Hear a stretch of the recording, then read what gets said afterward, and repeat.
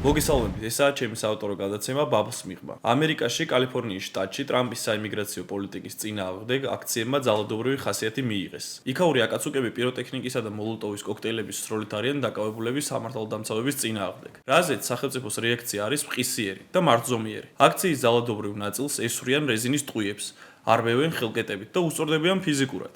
ტრამპის უშუალო ბრძანებით ამერიკაში იკრძალება საპროტესტო აქციებზე აქტივისტების მიერ ნიღბის ტარება. სხვათა შორის ეს ინიციატივა სანამ ამერიკაში შევიდოდა ძალაში, მანამდე ჩვენთან დააინიცირა მმართველმა გუნდმა. ჩვენთან ამ ინიციატივას მოჰყვა სხვა ქვეყნების ელჩების და უცხო ქვეყნების საგარეო მინისტრებისა თუ ევროპარლამენტარების მიერ კრიტიკა, რომ ეს ანტიდემოკრატიული გადაწყვეტილება იყო. ამერიკის შემთხვევაში კი ცხადია, მსგავსი კომენტარი არც ერთ ზემოხსენებულ პირს არ გაუკეთებია. რასაკვირველია, არც არავის გაუკრიტიკებია და დაუგმია აქციების ფიზიკური დარბევა და რიგ შემთხვევებში სამართალდამცავების მხრიდან შესაძლო ძალის გადამეტების ფაქტებიც. ისევ ჩვეული ორმაგი სტანდარტმა მიდგომა, რაც ეპატიება იუპიტერს, არ ეპატიება ხარს. ძალადობრივ აქციასა და აქტივიზმს არ გააჩნია გეოგრაფიული განსხვავება. შეუძლებელია ძალადობრივი აქციის დარბევა სამართლიანი და დემოკრატიული იყოს ამერიკის შეერთებულ შტატებში, თუ ცენტრალური ევროპის კონტინენტზე და უსამართლო და ანტიდემოკრატიული იყოს ჩვენთან, საქართველოში. ნიღბის ტარების აკრძალვა იყოს სახელმწიფოს მხრიდან სამართლიანი მოთხოვნა ამერიკაში და უსამართლო საქართველოში.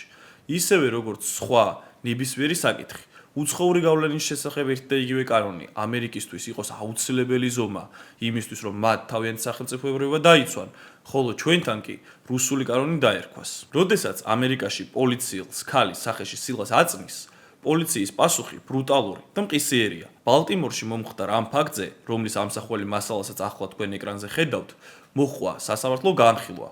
ქალი დამნაშავეცნეს ცხადია და მას ასევე დაუდგინდა ფსიქიკური აშლილობა, რის გამოც შემსუბუქებელი ვერდიქტი 2 წლით თავისუფლების აღკვეთა მიესაჯა. ანალოგიური кейსი საქართველოში განიხილება ოპოზიციის, ლიბერალური ბაბლისა თუ მათი გარე პატრონების მხრიდან, როგორც უსამართლო და დემოკრატიის უკუსვლა. საქართველოში არსებულ ქალბატონს, მზიას, სინდისის პატიმარსაც კი უწოდებენ. კვლავ ორმაგი სტანდარტი და უსამართლო მიდგომა, რაც ეპატიება იუპიტერს, არ ეპატიება ხარს.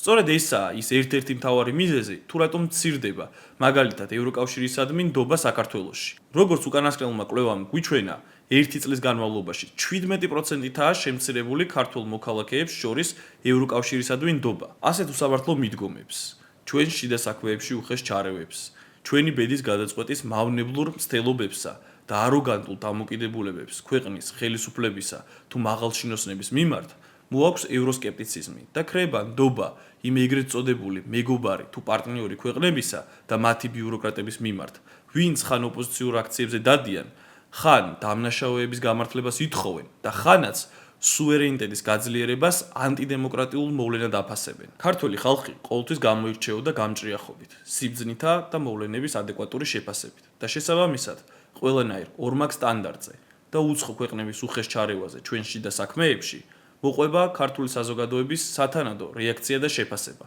განსხვავებით იმ ისტერიული ლიბერალური ბაბლებისა, რომლებიც პირდაპირ თუ ირიბად უცხო ძალის გავლენის აგენტებად გვევლინებიან საქართველოში. დღეს ამით გემშვიდობებით. შევხვდებით მომდევნო კვირას კვლავ ეთოქზე.